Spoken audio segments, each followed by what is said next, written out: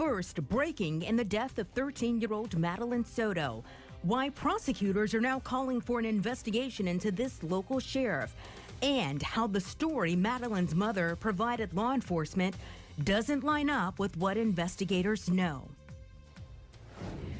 We spoke one-on-one with Jennifer Soto last Tuesday. Good afternoon. I'm Darlene Jones. And I'm Greg Wormuth. At that point, her daughter Madeline had been missing for 1 day. She told us that Stephen Stearns, her boyfriend and now the prime suspect in Madeline's death, had taken the teenager to school. She said the last conversation she had with the 13-year-old was the night before. But this report we got a hold of today shows she told deputies she saw her daughter the morning of her disappearance. Channel 9 investigative reporter Shannon Butler has been digging into the details of this case. She joins us live in studio. And Shannon, that's not the only thing you noticed in this new report.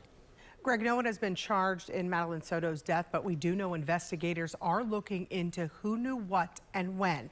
And some of that means looking at those initial interviews of the couple and the ones later on. Sources tell me the statements about the timeline are not consistent. Jennifer Soto told us last week that the last conversation she had with her daughter was about her 13th birthday party the night before Maddie disappeared.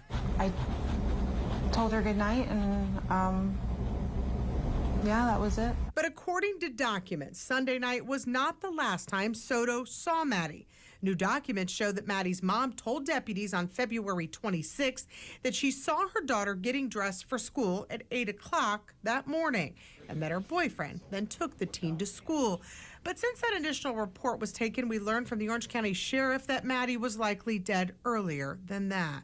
Our detectives have determined that Madeline was never dropped off. Instead, we believe she was already dead at the time, and that Stephen Stearns moved her body in the early morning hours on that day. Channel 9 has been going through statements from Stephen Stearns and Soto trying to piece together what happened in the last few hours of the little girl's life, starting with our interview of the couple. Her mom told us last week. We dropped her off at school, close to school.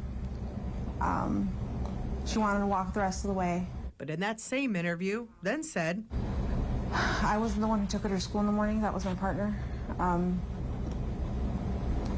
But yeah. Detectives believe Maddie was likely dead early Monday morning because a video timeline shows Maddie's belongings being dumped in a dumpster at 7:35 by Stearns. At 8:19, Sheriff Mina said video shows Maddie in Stearns' vehicle believed to be deceased. Since then, the case has moved to Kissimmee Police, and sources tell us that Soto has been interviewed multiple times by detectives at 2 agencies, and that they are looking closely at all the statements she's made. But officially, Kissimmee Police won't comment. So this initial report also shows that Stearns told investigators that after Maddie got out of his car, she stopped to look in that book bag before he drove away. That same book bag was found actually in the dumpster. After her death, he then said he went home for about an hour after going to the vape store and running errands. He was home that day until 2:30. Detectives say a tip showed him changing a flat tire not far from where the little girl's body was found that afternoon. All right, Shannon, it is starting to piece together. Thank you. We also spoke to suspect Stephen Stearns before he was arrested. He also told us he dropped off Madeline for school the morning of her disappearance. She was asleep for most of the way.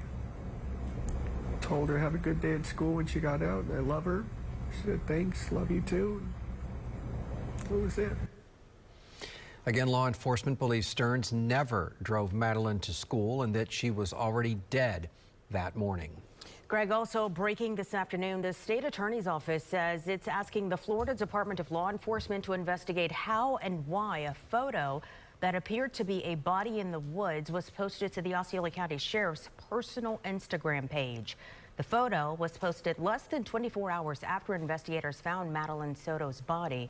Sheriff Marcos Lopez, who you see here, said he accidentally posted the image when sharing a post of himself visiting a senior citizens area.